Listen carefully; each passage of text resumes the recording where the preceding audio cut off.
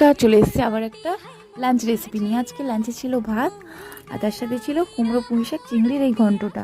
হ্যাঁ, আরও রেসিপি ছিল, বাট এটা দিয়ে আমার হয়ে গেছে খাওয়া, তো তাই জন্য ভাবলাম রেসিপিটা একটু শেয়ার করে দিই। প্রথমে সবজিগুলোকে কেটে জল ঝরিয়ে রেখেছি, তারপরে দিয়ে এই মশলাগুলো দেখে নাও। এইগুলো কিন্তু এটা কিন্তু আমি দুটো রান্না করেছি, আগে থেকে রেডি করে নিয়েছি।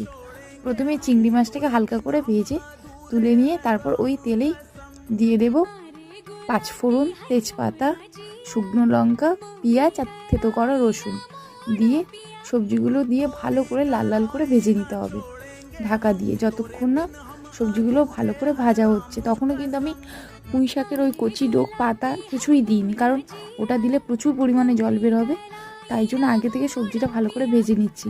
তারপর পুঁই শাক পাতাটা দিয়ে একে একে চিংড়ি, ভেজে রাখা চিংড়ি, গ্রেট করা আদা দিয়ে ঢাকা দিয়ে দেবো।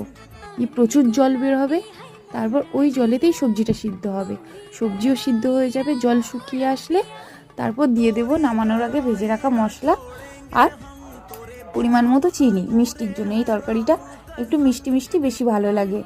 তাহলে কুমড়ো পুঁই শাকের ঘন্ট কেমন লাগলো অবশ্যই